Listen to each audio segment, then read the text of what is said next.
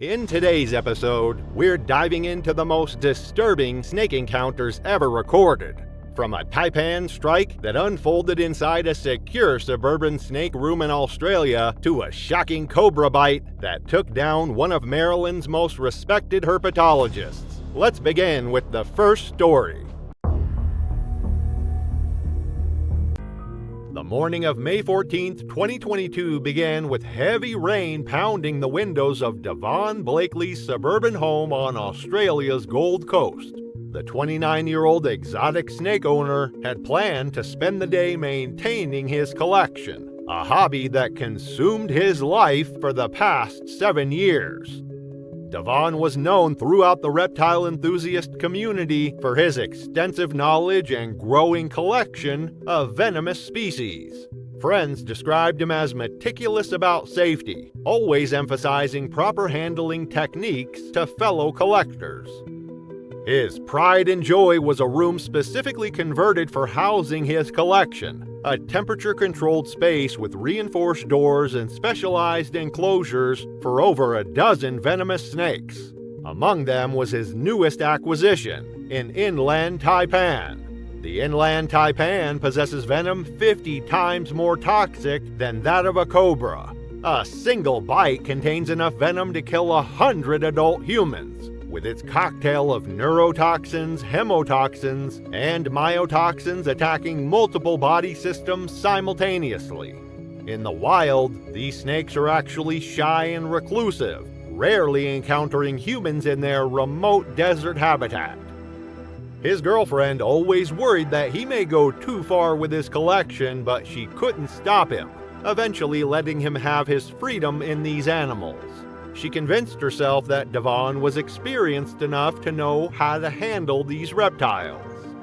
Devon had been waiting for months for the proper permits to keep this particular species, and he had only received the snake 2 weeks prior. The inland taipan, also known as the fierce snake, was paradoxically known for its shy, reclusive nature in the wild. Despite possessing the world's most potent venom, these snakes rarely encountered humans in their remote desert habitat in central East Australia. Obtaining the proper permits for keeping such a dangerous species had been a bureaucratic nightmare. Devon had completed specialized handling courses, installed additional security measures, and submitted to regular inspections.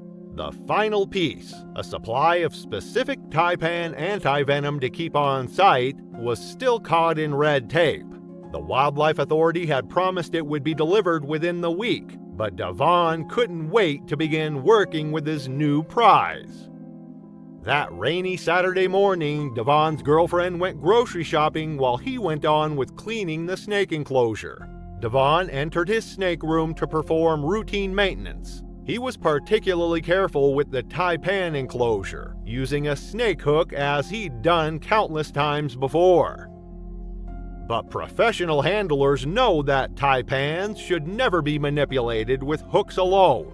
The proper procedure involves guiding them into clear tubes where they can be safely contained without directly handling. But Devon, perhaps overconfident from his years of experience with other species, attempted to guide the taipan with just his hook. He carefully opened the enclosure, snake hook in his right hand, clear acrylic shield in his left, standard safety protocol. The taipan was hiding in its favorite spot, beneath a small artificial cave. Devon gently touched the snake's midsection with his hook, intending to guide it into the temporary container. The taipan, however, had other ideas. With the explosive speed characteristic of its species, the snake shot forward, not toward the container, but along the edge of the enclosure. Devon reacted quickly, adjusting his hook to redirect the animal, but in doing so, he momentarily lowered his acrylic shield. It was all the opening the taipan needed. The snake launched itself upward with incredible precision, sailing past the hook and striking Devon's exposed wrist just below his protective glove. The fangs sank deep, delivering a massive dose of venom before Devon could even register what had happened. The feeding schedule indicated the taipan was due for a meal, and Devon prepared accordingly, knowing that hungry snakes were often more aggressive. What happened next was pieced together from the scene discovered later. While manipulating the enclosure, Devon apparently misjudged the taipan's position. The snake, quick and agile despite its typically calm demeanor, evaded the hook and struck, sinking its fangs into Devon's wrist between his protective glove and sleeve. Following his emergency protocols, Devon attempted first aid, applying a pressure bandage to the bite site. He had been waiting for a specialized anti-venom delivery that had been delayed due to licensing requirements. Without this crucial antidote on hand, Devon's situation quickly became dire.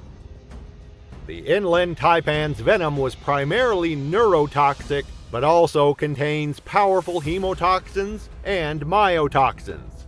Unlike the black mamba's fast-acting neurotoxins, the taipan's venom typically took longer to manifest severe symptoms, usually 2 to 6 hours without treatment. This gave victims a larger window for medical intervention, but once symptoms progressed, the outcome was equally fatal. His girlfriend, returning from shopping approximately 30 minutes after the bite occurred, found Devon collapsed on the floor of the snake room, already showing signs of envenomation. His breathing was labored and he was experiencing intense abdominal pain, early symptoms of taipan envenomation. She immediately called emergency services. The paramedics arrived within 12 minutes of the call, remarkably fast. But the taipan venom worked faster. The paramedics worked efficiently, establishing an IV, administering oxygen, and preparing him for immediate transport. They confirmed what Devon already knew. They didn't carry taipan antivenom. It would be waiting at the hospital, they assured him. Devon Blakely was pronounced dead at Gold Coast University Hospital approximately 3 hours after the bite. The taipan antivenom arrived by helicopter 20 minutes after his death, a cruel timing that haunted Melissa for years afterward. On January 12, 2023, Melody Chipura, a 17-year-old student at Rushinga High School in northern Zimbabwe, kissed her parents goodbye before leaving for school, just like any other day. What they couldn't know, what no one could have possibly predicted, was that this would be the last time they would see their daughter alive. Rushinga, a region known for its sprawling hills and proximity to the Zambezi River, was a quiet and peaceful place. Melody was a bright, driven young woman, eager to finish her advanced level exams. She loved helping at the school's events, often volunteering for cooking and catering duties. As the school year progressed, Melody's focus on her studies was unwavering. She had big dreams, one of which was to become a psychologist. It was a typical Thursday morning when the events that would change everything began to unfold. After the festive holiday season, students were settling back into their routine. As usual, Melody and her classmates were outside playing sports on the school's playing field. Their laughter and shouts echoed across the grounds, filling the air with the sounds of youth and energy. But unbeknownst to the students, the earth beneath their feet was shaking with the movement of something much darker, something deadly. The culprit was one of the most feared snakes in all of Africa, the black mamba. Named for the black inside of its mouth, this snake is not only dangerous but swift, aggressive, and equipped with venom so potent that a single bite can kill 6 grown men. Measuring up to 9 feet in length, the black mamba is an apex predator in its own right. Though typically shy and inclined to avoid human contact, when threatened or cornered, it will strike without hesitation, injecting venom that attacks the nervous system, causing paralysis, respiratory failure, and death.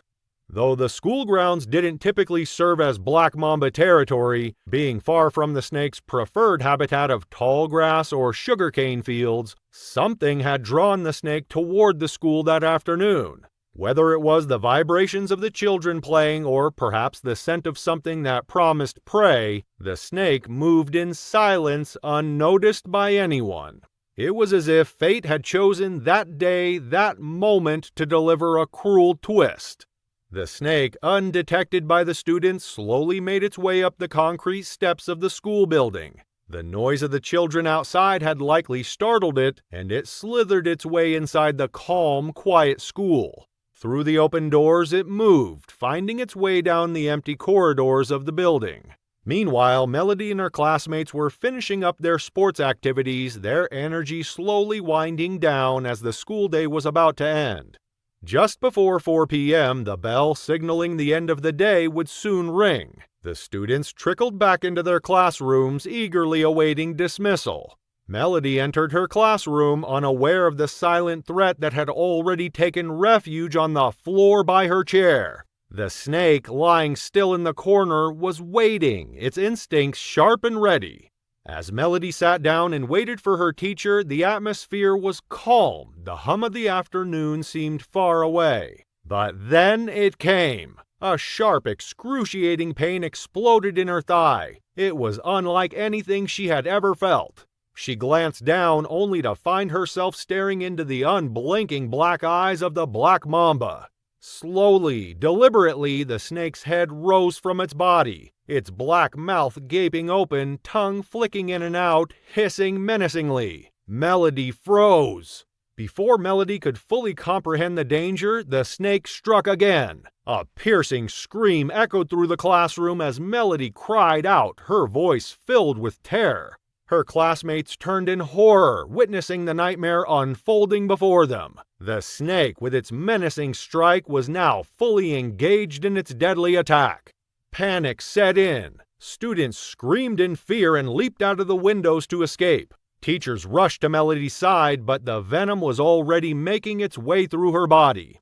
In those frantic moments, the reality of the situation became all too clear. Time was running out. Within 5 minutes, Melody was being rushed to the nearest medical clinic, Ringa Medical Clinic, but it felt miles away. The snake was unmistakably a black mamba, and everyone knew the gravity of the situation. But the worst thing of all, the black mamba was nowhere to be found anymore. It's like he slithered into an invisible corner.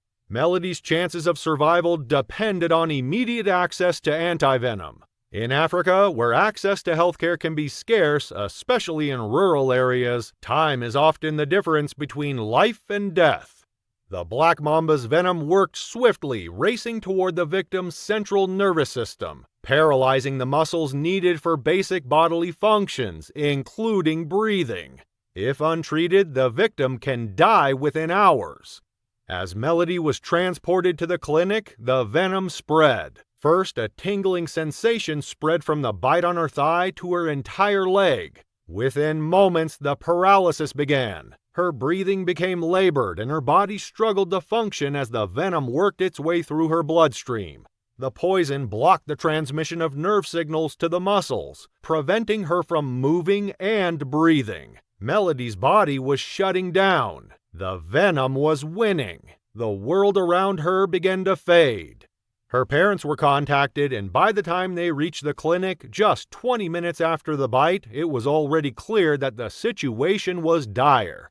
Desperate, they had brought an herbal healer along, hoping for some miracle. But in the face of such a potent toxin, herbs were no match. The black mamba's venom was too strong, too fast. The local Chimhanda hospital was also alerted, and the staff prepared to receive Melody in hopes of administering antivenom if it was available. But despite all efforts, Melody never made it there. She died just 30 minutes after the snake bite before anyone could administer the treatment that might have saved her. The tragedy shocked the entire community. How could this have happened? The snake, once spotted by a villager earlier in the day, had been attacked by someone, but it had slithered off, seeking refuge in the school. Some speculated that the snake might have been looking for shelter from the heat of the day, choosing the cool confines of the classroom as a safe haven. But no explanation seemed to make sense. How did a black mamba end up inside a building so far from its typical habitat? For Melody's parents, the loss was devastating. Melody had been full of life, with a bright future ahead of her. She had always been active, helping others, and had dreams of becoming a psychologist. But in a cruel twist of fate, those dreams were shattered in a split second. Her father, Joseph Chipura, a ZANU PF counselor in Rishinga, was left to mourn the loss of his only daughter. He described her as an ambitious, kind-hearted young woman with a passion for helping others. She had been excited for the future, full of plans and aspirations that would never come to fruition. The shock of the event rippled through the community. The black mamba, a creature known for its deadly venom and swift movements, had taken a life so quickly, so unexpectedly. And though medical staff worked tirelessly to try and save her, there was nothing anyone could do in the face of such a deadly force of nature. On May 29, 1992, 25-year-old Brian Leslie West, a self-proclaimed snake expert from Emmitsburg, Maryland, was about to face a moment that would forever change his life and the lives of those who knew him. He was well known for knowing everything there is to know about snakes and their venom. Brian was respected and admired by many, but that fateful day, everything changed. Despite his years of experience handling some of the deadliest creatures on the planet, Brian made a decision that altered the course of his life forever. It was a mistake, a fleeting moment of carelessness. What happened next? In a world of predators and prey, could one small mistake be enough to rewrite everything? Brian's story begins in Emmitsburg, a small town nestled in the rolling hills of Maryland. From an early age, Brian's fascination with reptiles was undeniable. As a child, he spent countless hours exploring the forest and fields surrounding his home, seeking out snakes, lizards, and other creatures. His fascination with these often misunderstood animals grew into a lifelong obsession. He didn't see snakes as terrifying predators, but rather as remarkable creatures that deserved respect and understanding. As he got older, Brian's passion led him to the Western Maryland Herpetological Society, where he found a community of like-minded individuals who shared his love for reptiles.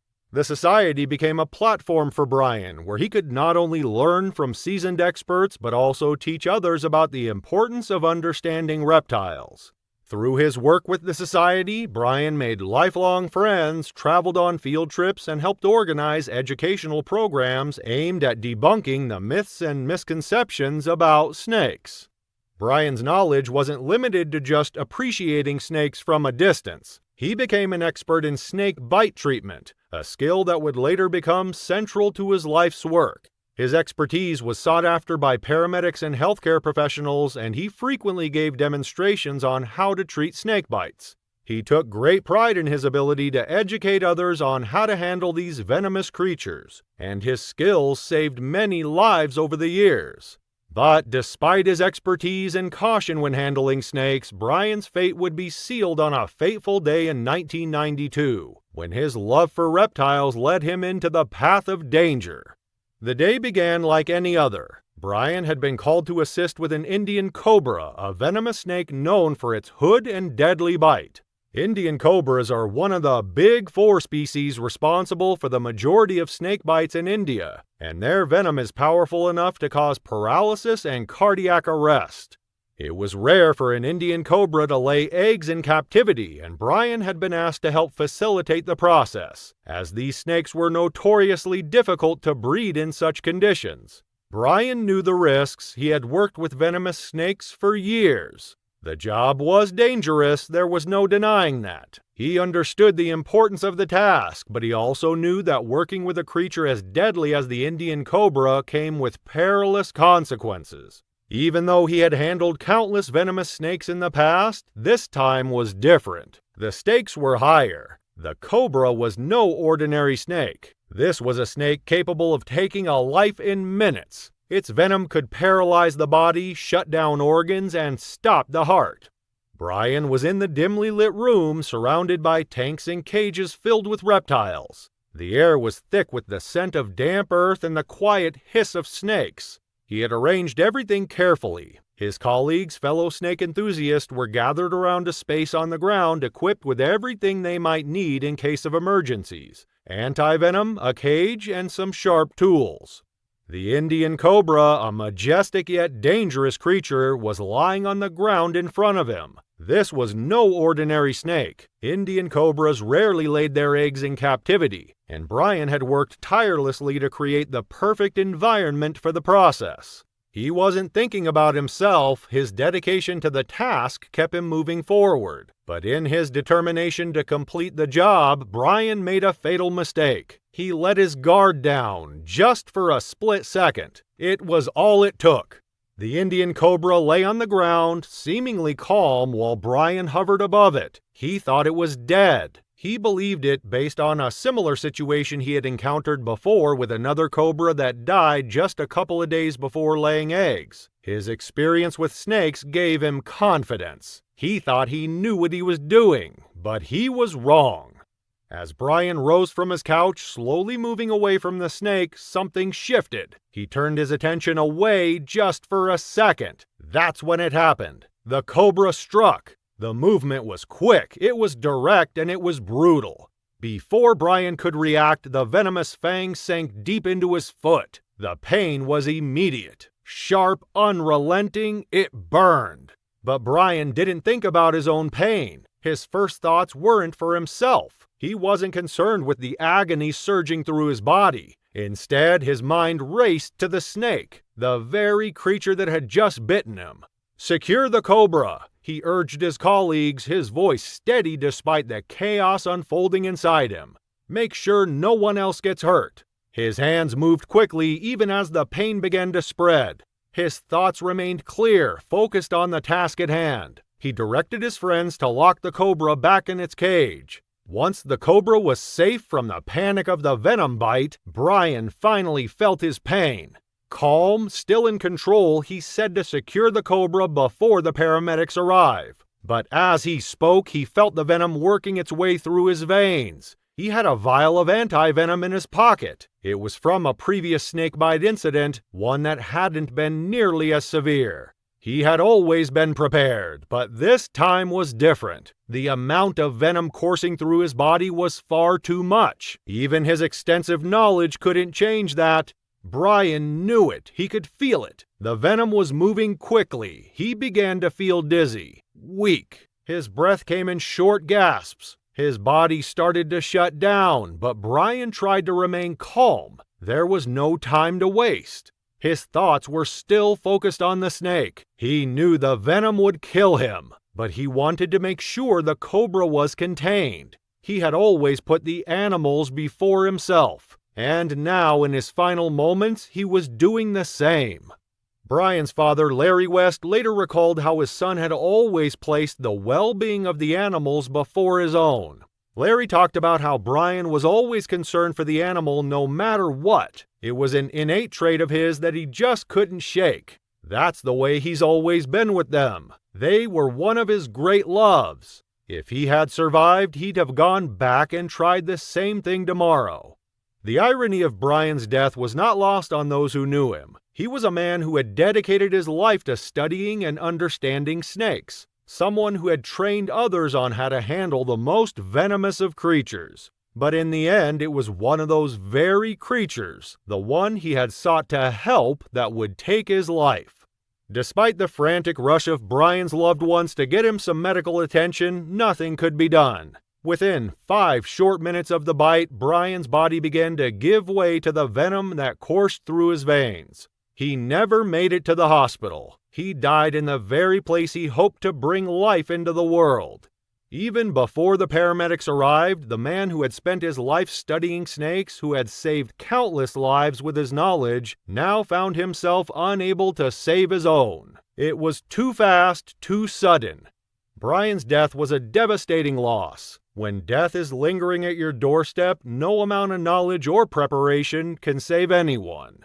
Not just to his family, but to everyone who had known him. He was more than just a snake expert. He was a mentor, a friend, and a passionate teacher who sought to change how people view the creatures he loved. To the reptile community, his loss was profound. He had worked tirelessly to demystify the world of snakes, to remove the fear and misconception that surrounded them. Now, that mission, his life's work, was left unfinished. For those who were closest to him, the pain of his death was unbearable. His wife, Stephanie Brennan, faced the overwhelming grief of losing the man she had shared her life with. Now she was left with a void, a pain so raw, so deep that it felt as though it would never fade. The journey toward healing was long and agonizing. The days seemed endless as she clung to the memories of the time they had shared. As time passed, the pain became more manageable, but it never truly left. In the years that followed, Brian's collection of over 50 exotic snakes, ranging from Burmese pythons to asps and rattlesnakes, was carefully preserved and placed in zoos and other collections, continuing his legacy in a way he would have wanted. The reptiles Brian loved so much were honored through the work of those who followed in his footsteps.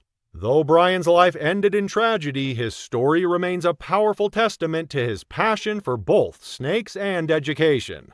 His commitment to ending the stigma surrounding reptiles was far more than a personal mission. It was a crusade to change perceptions and show the world the beauty and value of these misunderstood creatures. Brian often spoke of his deep belief that snakes were not something to fear, but creatures to respect and understand. He would proudly declare, "I have never been bitten. They're great things. People are much too afraid of them." He must have jinxed himself. Yet, even in his last moments, his life wasn't as important as the snakes. This goes to show how love can truly conquer all. October 9, 2016 dawned with a brilliant African sunrise, casting golden rays across the vast expanse of Luangwa Valley. The air was thick with humidity, promising another scorching day in the Zambian wilderness.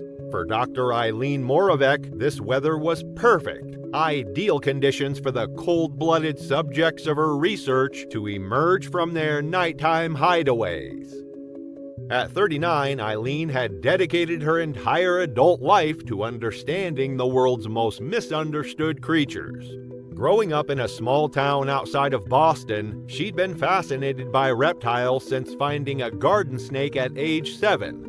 While other girls collected dolls, Eileen filled notebooks with sketches of snakes, lizards, and turtles. Her bedroom walls weren't covered with posters of boy bands, but with scientific illustrations of reptile anatomy and distribution maps of venomous species across continents. Her parents had hoped it was just a phase, but by 22, she had graduated with honors in zoology, and by 28, she had earned her doctorate with groundbreaking research on venom evolution in African elapids.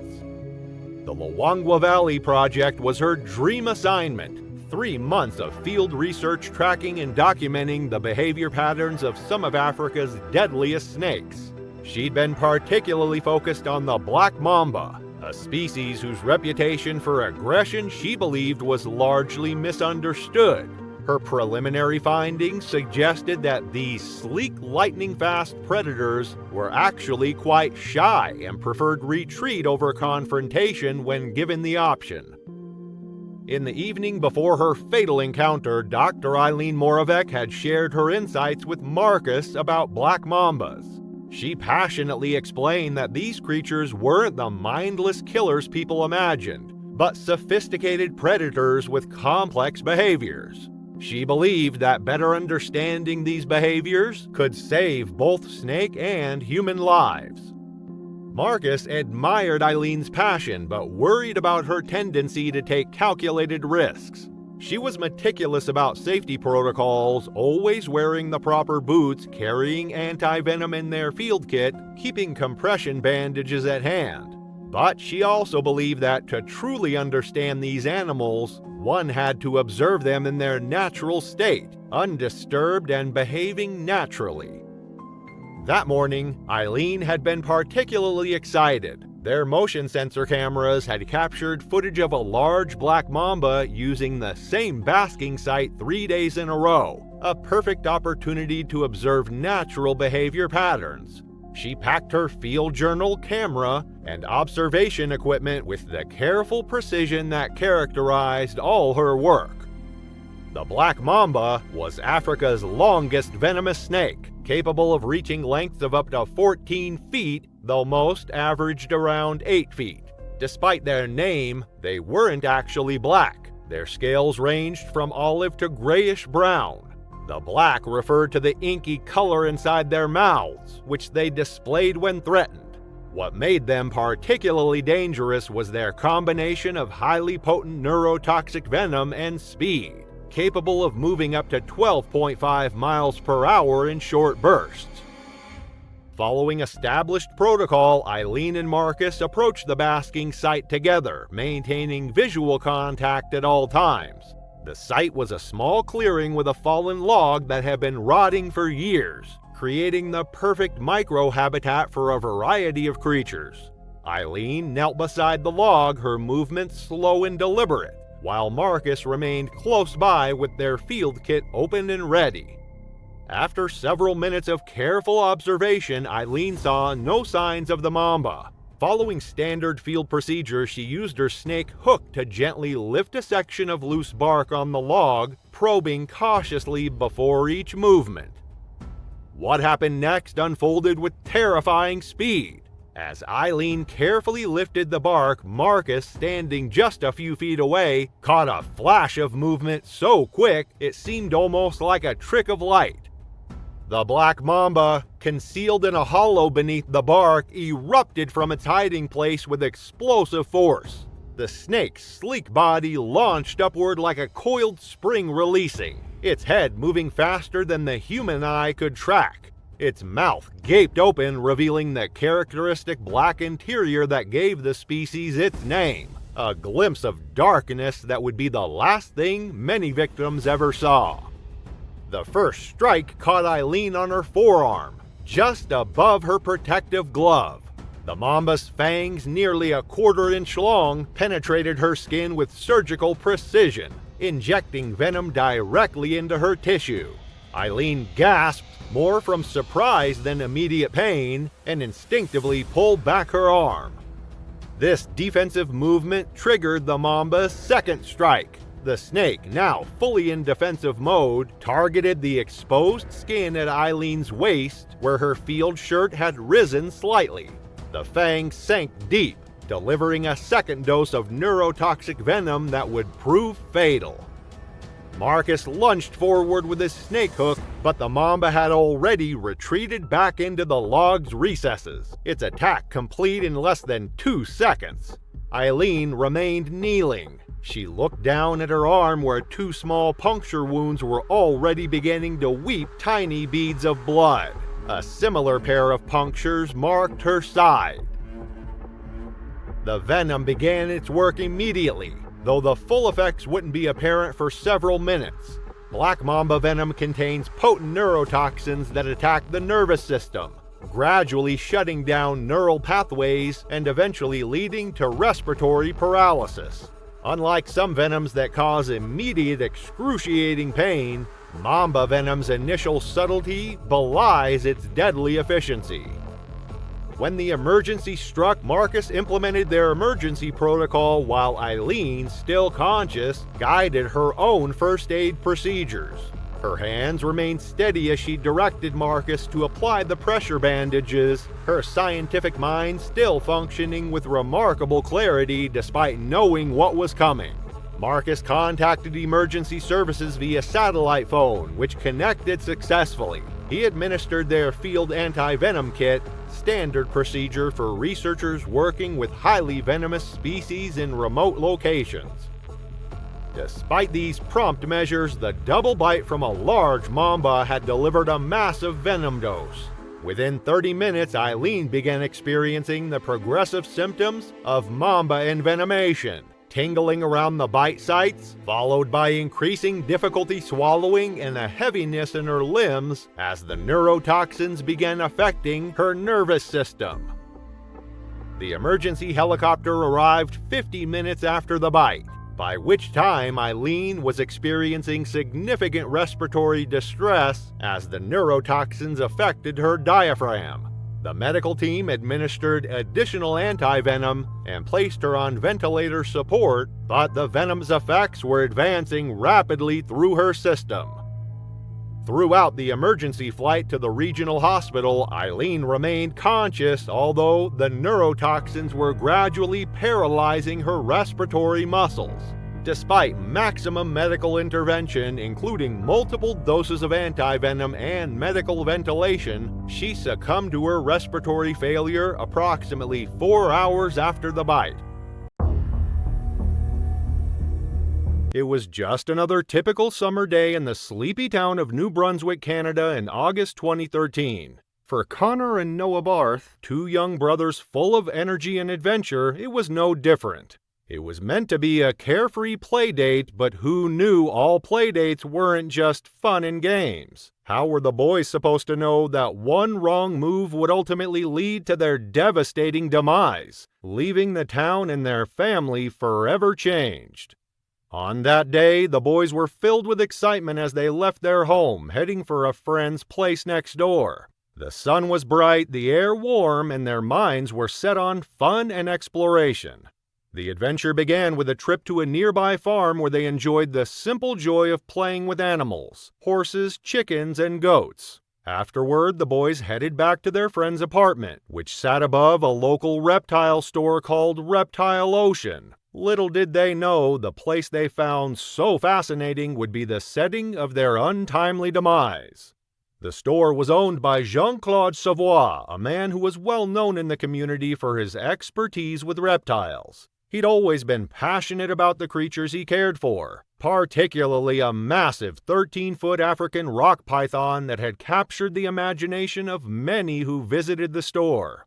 The snake, which had been discovered years earlier by the Canadian Wildlife Service, was originally intended to be sent to a zoo. But when the zoo couldn't provide a suitable home, Jean-Claude decided to take the python in, not knowing that this well-meaning act would lead to the tragedy.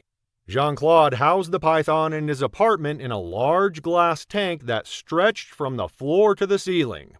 The enclosure was impressive, designed to accommodate the snake's size and needs. But there was one glaring problem. The province did not allow people to keep pythons as pets, and Jean-Claude had no proper permits for such an animal. It was a seemingly minor detail that would soon come back to haunt him.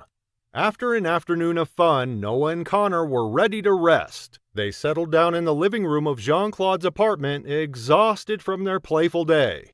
Their young friend, blissfully unaware of the impending danger, slept soundly in his own room, while the two brothers drifted into a peaceful slumber. But just a few feet away, an unseen menace was on the move. The 13-foot python, restless in its enclosure, had been planning its escape. In a series of eerie, methodical movements, the snake managed to free itself from its glass prison. It slithered across the floor with silent determination, its senses sharp. The snake's eyes gleamed and its flicking tongue detected something. A high vent on the wall, once sealed, had been tampered with by Jean-Claude a few days earlier. In an innocent act, he'd removed the vent filter cap, an error that would later prove catastrophic. The snake, drawn by unfamiliar smells, made its way toward the vent, squeezing its head into the exposed opening. With terrifying precision, the python navigated the ventilation system that ran above the room where the brothers lay sleeping. Its massive body coiled through the narrow pipes, adapting to the cramped space, unaware that its weight was too much for the delicate air ducts to support. The snake, nearly 100 pounds and over 14 feet long, inched its way closer to its unsuspecting prey. Inside the room, Connor and Noah lay next to each other, unaware that their lives were on the line. The room was quiet. The air was still. The boys were fast asleep, their small bodies curled up against the comfort of a peaceful night. They had no idea that above them the python was poised to strike. The ceiling above them groaned, and the fragile panels in the ventilation system finally gave way. In an instant, the massive snake crashed to the floor, landing on the boys with shocking force. The brothers' screams were immediate. It drowned out the overwhelming power of the snake's coils. The python constricted around them, its muscular body wrapping tighter with each passing second. It was fast, much faster than anyone could have imagined. With its enormous strength, it squeezed the life out of the two boys, who fought helplessly for air. They were trapped in the python's grasp. Its bite sank into their tender skin. They couldn't breathe. In those harrowing minutes, the boys slipped away, their small bodies no match for the power of the predator. By morning, Jean-Claude entered the room to check on the children. His heart sank as he saw them lying motionless on the floor, pale and lifeless. Blood stained their bodies, and the faintest signs of trauma marked their necks and chests. Jean-Claude's mind raced as panic set in. Something was terribly wrong, and the python was nowhere to be found. His immediate reaction was to call the boy's mother, who lived just next door. Her partner rushed over, but it was already too late. The boys were gone. As Jean-Claude opened the door to let in the paramedics, he was visibly shaken, his hands trembling with blood. Whether it was his or the boys', no one knew for sure. His fear was palpable. The snake, having done its terrible work, had disappeared without a trace. The medical examiners later confirmed that the deaths were caused by the python's constriction. Connor's body bore multiple bite marks and bruises from the snake's deadly assault. Noah's body was similarly marked. The python, having not eaten for over a day, had acted out of instinct, coiling around its prey with ruthless efficiency. But as investigators delved deeper into the circumstances, a darker question arose. Was this truly just an accident? The public and experts alike began to scrutinize the events. Some believed that the snake had been drawn in by the scent of farm animals the boys had interacted with earlier that day. Jim Harrison, the director of the Kentucky Reptile Zoo, suggested that a snake of this size could have easily overpowered both boys at once. But other reptile experts disagreed. They pointed out that pythons rarely attack unless they feel threatened, and there was no evidence that the snake had tried to eat the boys. It seemed unlikely that a snake, after falling from the ceiling, would immediately target the two boys without making any noise. The situation was further complicated when Jean-Claude's behavior came under scrutiny. When the police arrived, he was seen pacing nervously outside the apartment. His hands and head were covered in blood, but no one could tell whether it was his or the boys'. If it was his, why was he bleeding? Did he try to fight off the snake? Or had something else happened? Was it a tragic accident, or was there more to the story than met the eye? For 18 months, the case hung in limbo. The Royal Canadian Mounted Police finally arrested Jean-Claude, charging him with criminal negligence in February 2015. But when the trial came to court in November 2016, the jury found him not guilty.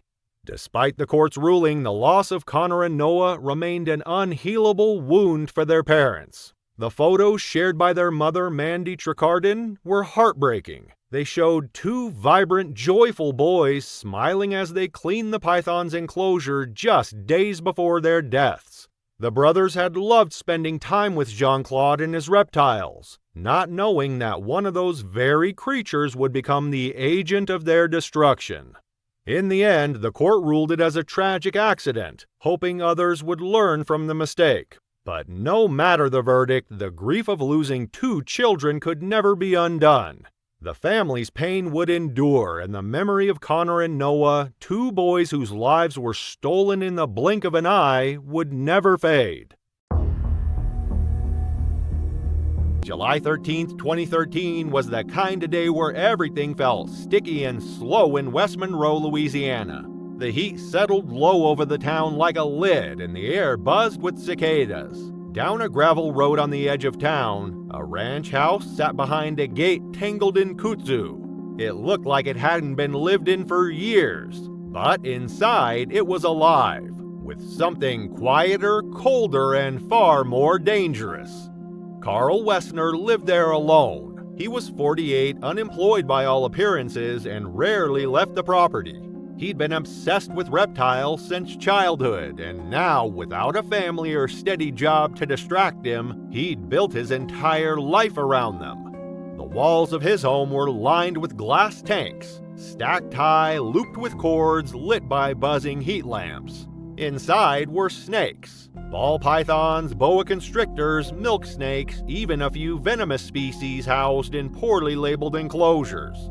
Carl didn't care. He kept meticulous handwritten notes on feeding, humidity, and breeding cycles. His forum posts were long and opinionated, often criticizing new keepers for being too cautious.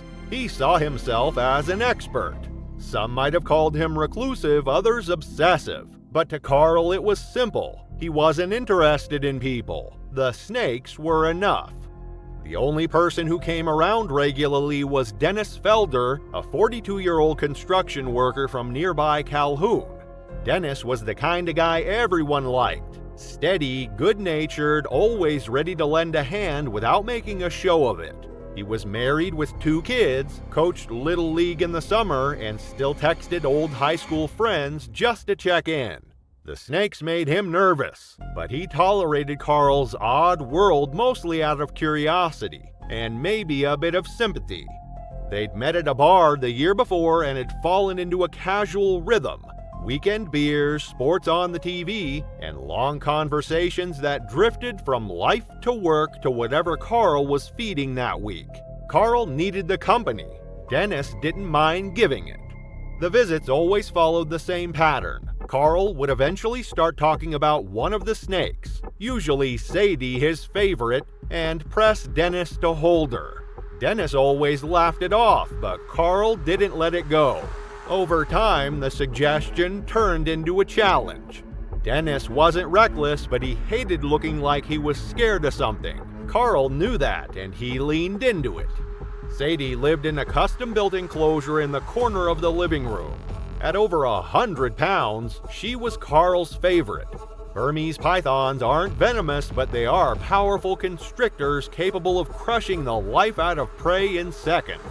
Sadie had a history of reactive behavior. She had once struck at Carl's arm during a tank cleaning and had crushed a broom handle in an escape attempt.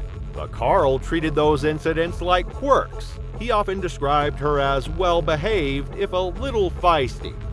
That Saturday afternoon, Dennis showed up like usual. The house was hot, the snakes had been fed the day before, and Carl was in a good mood. After some small talk and a couple of beers, he made the suggestion again, one Dennis had heard many times before. But this time, for reasons no one would ever be able to fully explain, Dennis gave in. Carl retrieved Sadie from her enclosure and carefully looped the thick body across Dennis's shoulders, adjusting the tail to keep it balanced. Dennis stood still while Carl stepped back to take a photo, framing the shot in the dim living room light. The python began to shift before the camera clicked. The tightening started almost playfully, barely noticeable at first. Then her body rippled again, tighter this time, pulling inwards across Dennis's chest and upper arms. Carl hesitated, watching for a moment too long, unsure whether Dennis was reacting or overreacting. But Sadie was already tightening further. Her coils crossed over Dennis's upper chest and neck, the full weight of her body anchoring him in place. He tried to lift his arms, but couldn't. His legs buckled. By the time Carl dropped the phone and rushed forward, the python's body had locked in completely. Carl grabbed at Sadie's midsection, trying to loosen her hold, but her body was a single muscular loop. She adjusted her grip again, coiling higher, crushing his throat and compressing his ribs with every pulse.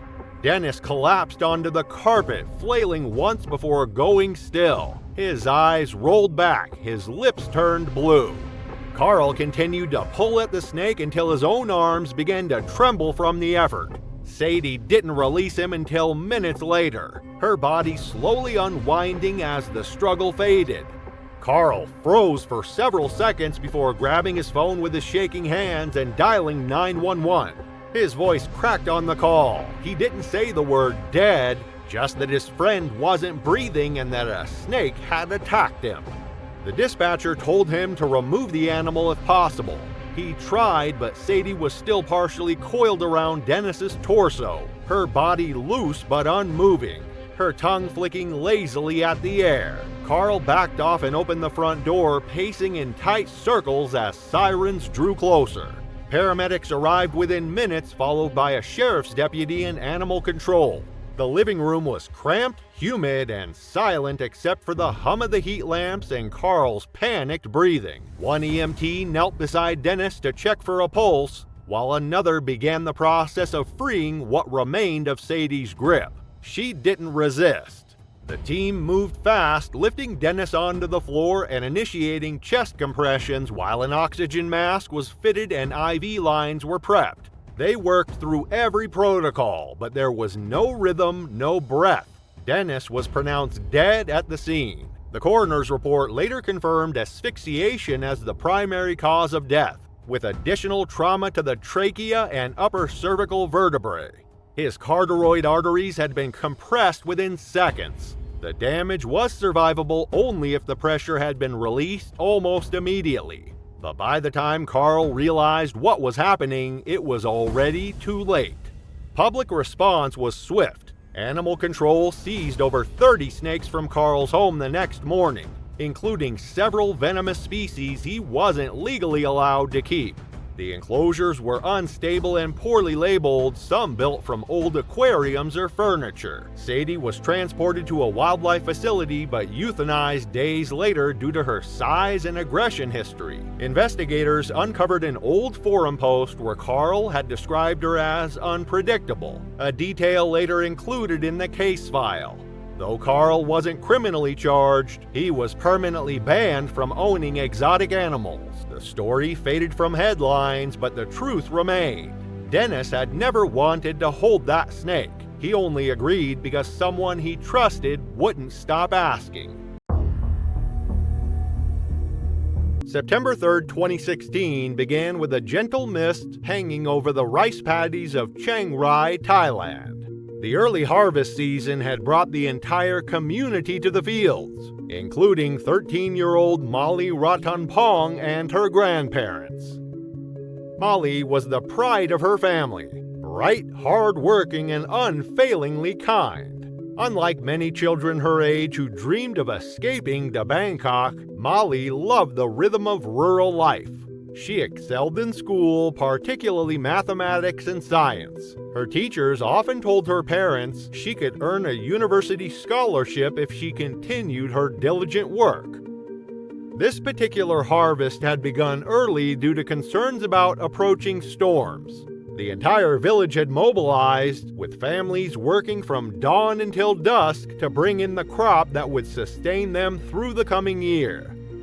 As the sun began to disappear, Molly's grandparents called for her to stop her work, but she refused to. She wanted to continue, which her family agreed to, knowing she never got home late. Molly set down her basket of cut rice and headed toward the canal that separated their family's paddy from the neighboring field.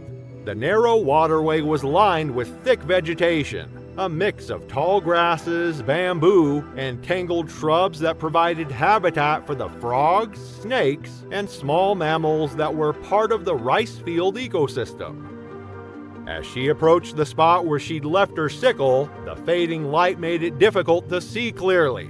Molly stepped carefully along the muddy bank, mindful of her footing on the slippery surface. She reached down to grab the sickle, her fingers just brushing the handle.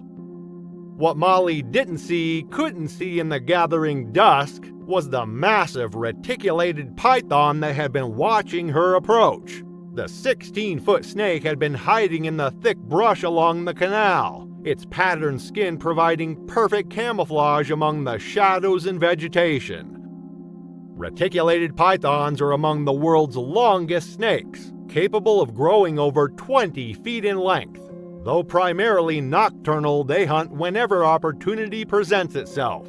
Their distinctive net-like pattern of scales creates perfect camouflage in dappled light, and their incredible strength allows them to subdue prey many times their weight.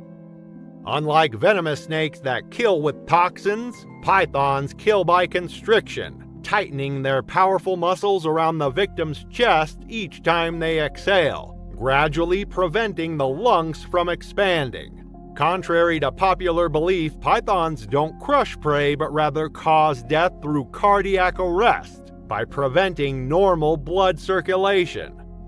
As Molly bent to retrieve her sickle, the python struck with explosive force.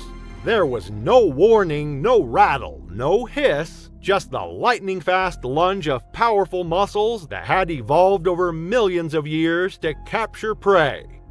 Molly, small for her age at just under 5 feet tall and weighing about 85 pounds, represented potential prey for the large python. In the dim twilight, the snake may have mistaken her for a smaller animal, or perhaps it was simply opportunistic. The snake's head hit Molly with such force that she was knocked off balance, falling backward into the muddy bank. Before she could scream, the python's body was wrapping around her torso, powerful coils tightening with each of Molly's panicked breaths. Her initial cry was cut short as the constriction forced air from her lungs.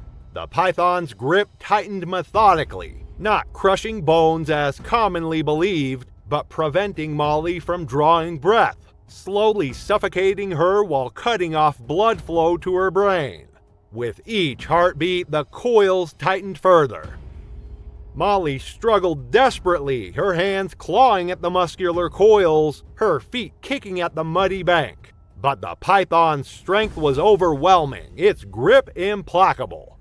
The snake began dragging her toward the denser vegetation, an instinctual behavior when capturing prey. Back at the main field, Molly's grandparents finished packing their tools, assuming their granddaughter had already started walking home ahead of them. It wasn't until they returned to the village and spoke with the neighbors that they found out Molly had not returned home yet. The explanation sent a chill through him. Molly was never late, never irresponsible. Something was wrong. They immediately gathered flashlights and called neighbors. Within minutes, a search party had formed. Men and women from nearby homes, armed with lights and calling Molly's name as they retraced the path from the rice fields. They reached the family's paddy and spread out, searching methodically. Molly's grandpa headed straight for the canal where his daughter had reportedly gone to retrieve her sickle. His flashlight beam cut through the darkness, illuminating the muddy bank. The sickle lay where Molly had spotted it, partially submerged in the mud at the water's edge. Nearby, the ground showed signs of a struggle: disturbed mud, flattened grass, and a single sandal that Molly's grandpa recognized as his granddaughter's. The search party converged on the spot, their lights scanning the area. One of the men, a former hunter named Chai, noticed the drag marks leading into the thick vegetation along the canal. With machetes, the men began cutting through the dense undergrowth, following the disturbed path. They had gone about 20 feet when Chai's flashlight illuminated a scene from a nightmare. The massive python lay coiled around Molly's motionless form. Unlike sensationalized stories, the snake had not yet begun to swallow her. Pythons typically wait hours after a kill before beginning to consume large prey. Instead, it remained tightly wrapped around her body, still applying pressure even though Molly had already succumbed to asphyxiation.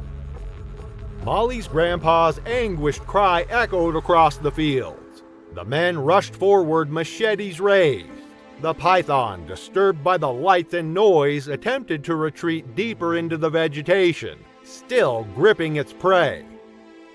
Chai, acting on instinct and rage, brought the machete down on the snake's neck, severing its head with a single powerful stroke. The massive body continued to writhe and coil for several minutes, a reflex action that continued even after death. When they finally managed to unwrap the python's massive coils from Molly's body, it was clear she had been dead for at least an hour. Her face was peaceful, almost as if she were sleeping, but her lips had turned blue from lack of oxygen. News of the tragedy spread quickly through the province. By morning, local wildlife authorities had arrived to investigate, confirming that the python was 18 feet long. It was large but not exceptional for the species, which can reach over 20 feet in the wild. Experts noted that the snake was healthy and in its prime, likely having established a territory along the canal where small mammals came to drink. The incident sent shockwaves through the community. Farmers were advised to work in pairs and avoid the canal areas during dawn and dusk when pythons are most active. Wildlife biologists explained that such attacks were extremely rare. Reticulated pythons, despite their size, typically avoid humans and prefer natural prey like monkeys, pigs, and deer. The attack on Molly was an anomaly, a tragic intersection of human and animal territories in a changing landscape where agricultural development increasingly encroached on wildlife habitat. Molly's tragic death serves as a sobering reminder that even in areas where humans have cultivated the land for generations, wild predators still maintain territories and hunting patterns that occasionally intersect with human activity, often with devastating consequences. August 19, 2014 was a humid day in Ecuador's Esmeraldas province. The rainforest canopy dripped with moisture from an early morning shower, creating a symphony of water droplets hitting leaves. For Ramon Estevez, this was the perfect backdrop for his eco-tourism adventure. The 45-year-old Spanish accountant had always been drawn to wild places. His modest apartment back home was filled with souvenirs from his travels. A tribal mask from Papua New Guinea, a ceremonial knife from the Amazon, photographs of mountain summits from 4 continents. This 3-week journey through Ecuador's most biodiverse regions was a celebration of sorts. After 20 years of dedicated work, he had finally arranged a sabbatical year to pursue his dream of visiting the world's great wilderness areas. This particular morning, Ramon had joined a guided hike through a remote section of the Ecuadorian rainforest. The group consisted of Ramon, 2 other tourists, and their experienced local guide. They had been walking for nearly 3 hours, with the guide pointing out various medicinal plants and wildlife along the established trail. The guide had warned them about the dangers of the rainforest, including the South African bushmaster, locally known as Vuragosa or warty snake, due to its distinctive ridged scales. These vipers were masters of camouflage, with their brown and tan patterned bodies blending perfectly with the forest floor. Growing up to 12 feet long, bushmasters were the largest venomous snakes in the Americas and possess a potent hemotoxic venom that destroys tissue and prevents blood clotting. Around midday, the group paused near a small clearing. While the others rested, Ramon noticed a splash of color just off the trail, a rare orchid species he had been hoping to photograph. Without alerting the guide, he stepped carefully off the path, camera in hand, moving toward the base of a large ceiba tree where the orchids grew. Reaching the orchid, Ramon crouched down, adjusting his camera settings to capture the flower's intricate details. Satisfied with his photographs, Ramon prepared to return to the group. As he shifted his weight to stand, his boot disturbed a thick layer of leaf litter near the base of the tree. The South American bushmaster, Lachesis muta, had been perfectly camouflaged among the brown and tan leaf litter. At up to 12 feet long, the bushmaster is the largest pit viper in the Americas, with heat-sensing pits that allow it to detect warm-blooded prey with precision. Despite its size, its pattern of tan and brown scales creates perfect camouflage among fallen leaves. This snake was likely hunting for small mammals that frequented the area. Bushmasters are primarily nocturnal hunters, but this one had remained in its daytime resting spot rather than retreating to a burrow. The bushmaster, disturbed from its resting place, reacted defensively. Before Ramon could process what was happening, the viper struck, driving its fangs deep into his lower leg, just above his hiking boot. The pain was immediate and intense, like 2 hot needles being driven into his calf muscle. Ramon cried out, stumbling backward and falling against a tree trunk. The snake, having delivered its defensive strike, slithered rapidly away into the undergrowth. Ramon's shout alerted the guide, who was at his side within seconds, the rest of the group hanging back in horror. The guide immediately recognized the severity of the situation upon seeing the distinctive bushmaster retreating into the underbrush. Unlike some venomous snakes that deliver dry bites without venom, bushmasters typically injected large amounts of venom with each strike, an evolutionary adaptation for killing prey like rabbits and agwits. The guide applied a pressure bandage and instructed the other tourists to help carry Ramon back toward the trailhead where their boat was docked. Unlike the neurotoxic venoms of cobras or mambas that attack the nervous system, the bushmaster's hemotoxic venom worked by destroying tissue and preventing blood from clotting, a slower but equally deadly mechanism. The effects of the venom manifested within 30 minutes. Ramon's leg had swollen dramatically, with bruising spreading upward from the bite site as blood vessels ruptured beneath the skin. By the 1 hour mark, he was disoriented and struggling to remain conscious as internal bleeding began. His blood pressure dropped dangerously as fluids leaked from his damaged blood vessels. Despite the guide's best effort to reach help quickly, Ramon's condition deteriorated with each passing hour. His breathing became labored and his pulse weakened as the venom circulated through his system. So they made the decision at that critical moment: get Ramon to the hospital as quick as possible. With all the strength they had, they assisted Ramon, carrying him shoulder to shoulder to the river where their only vehicle is located. By the 3 hour mark, they reached the river where their boat was docked. Ramon was barely responsive, his breathing shallow and irregular. Carlos immediately radioed ahead to the medical station, describing Ramon's symptoms and requesting that anti-venom be prepared. The boat journey downriver took another excruciating hour. By the time they reached the medical station, Ramon had lost consciousness completely. The rural clinic had basic anti-venom supplies, but not the specific bushmaster anti-venom needed for optimal treatment. The doctor administered what they had available, a polyvalent antivenom designed to work against several pit viper species, while arranging emergency transport to a hospital in Esmeralda City.